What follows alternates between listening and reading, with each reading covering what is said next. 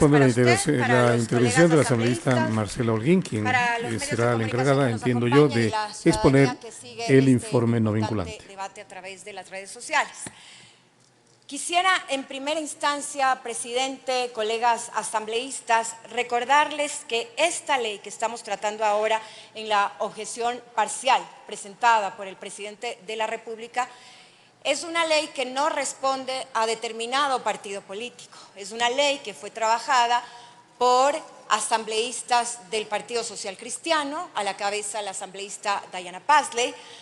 También ha sido trabajada por la legisladora de la Revolución Ciudadana y también las observaciones han sido presentadas por diversas agrupaciones feministas del país, pero también por agrupaciones importantes como por ejemplo, lo decía ya la doctora Gómez, directora de MEGA, y también ha tenido el acompañamiento de ONU Mujeres desde el inicio de esta ley que, como ustedes bien conocen y recordarán, fue aprobada por unanimidad por este pleno de la Asamblea Nacional en noviembre del año pasado.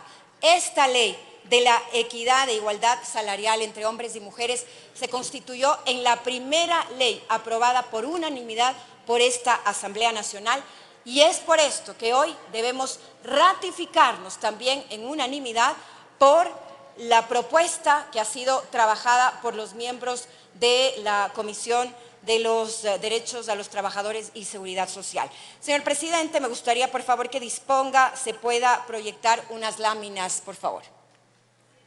Se ha solicitado que se proyecten unas láminas para fundamentar su intervención. Está autorizado, señor presidente. Aquí está la Ley Orgánica para la Igualdad Salarial entre hombres y mujeres. ¿Qué es lo que buscamos con este proyecto?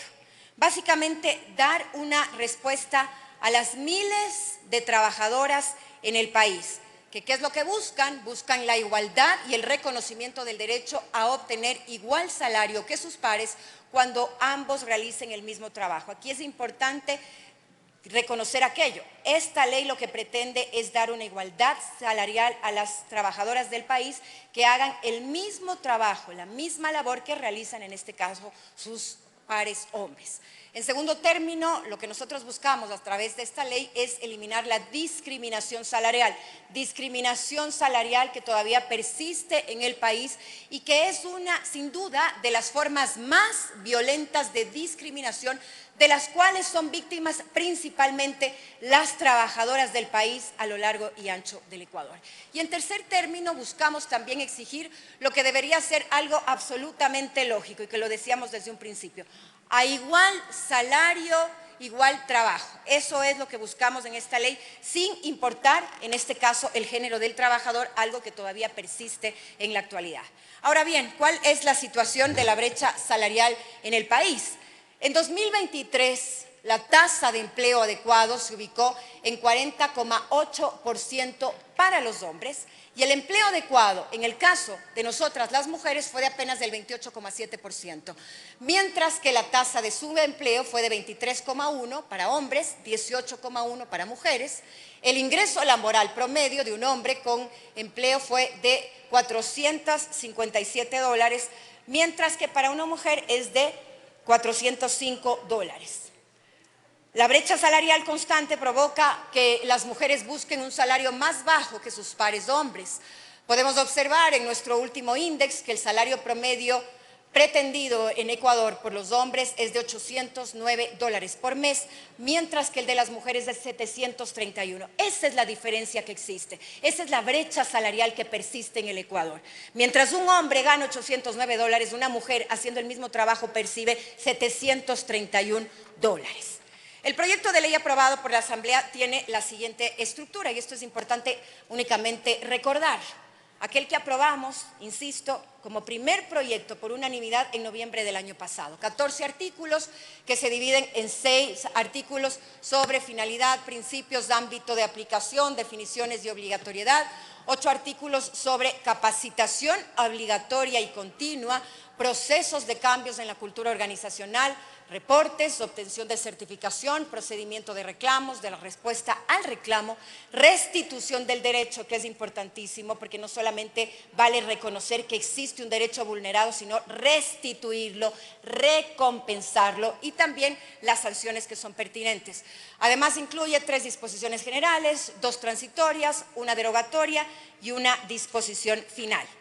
La objeción parcial presentada por el presidente de la República tiene que ver con 10 objeciones referentes, la siguiente lámina, a 12 artículos objetados, 3 disposiciones generales objetadas y 2 transitorias que también fueron objetadas.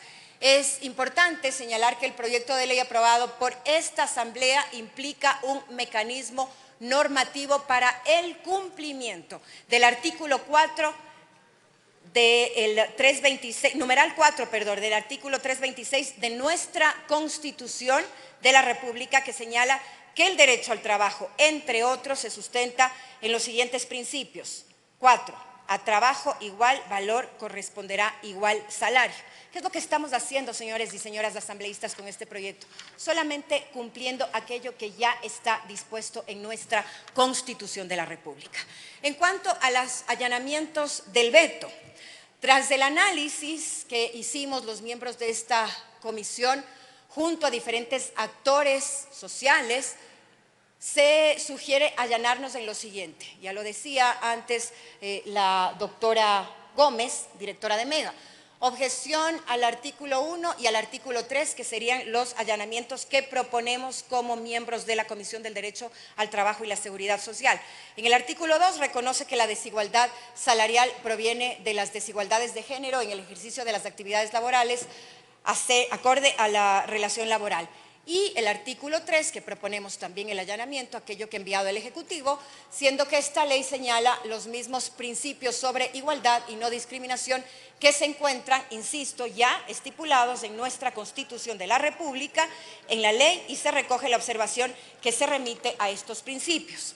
En cuanto a las ratificaciones propuestas por los miembros de la comisión, al artículo 4, que tiene que ver con la intención de la norma, es que exija a toda persona natural y jurídica, tanto del sector público como del sector privado, una distinción que la objeción busca eliminar. Proponemos ratificarnos al artículo 5, que define los criterios para establecer el trabajo de igual valor, evitando ambigüedades que han provocado la brecha salarial existente hasta el momento en el país. Ratificación a los artículos 7 y 8, que elimina los procesos de cambio en la cultura organizacional y los contenidos de la capacitación en derechos laborales de hombres y mujeres, igualdad de género, erradicación de violencia y no discriminación en el ámbito laboral. Ratificaciones también a los artículos 9, 10, 11, 12, 13 y 14. El 9, que no podemos allanarnos a una objeción que pretende eliminar el reporte anual de acciones realizadas para alcanzar la igualdad de remuneración entre hombres y mujeres. Este reporte es diferente, y esto es importante señalar, es diferente a aquello que ya está estipulado y que fue aprobado por la pasada Asamblea en la Ley Violeta, pues contemplan un plan de acción para reducir la brecha salarial. En su artículo 10, esta ley también busca generar acciones que, por un lado, incentiven públicamente a cumplir con esta ley y, por el otro, expongan a los que no lo hacen a través de una certificación de cumplimiento publicada en medios que en la objeción busca ser eliminada. Y los artículos, lo decía, 11, 12, 13 y 14, esta objeción afecta la opción de un reclamo célere ante la unidad de talento humano de la institución pública y en el caso del sector privado ante el ente rector. La objeción limita, además, que sea el MDT, el Ministerio de Trabajo, impidiendo acciones más rápidas.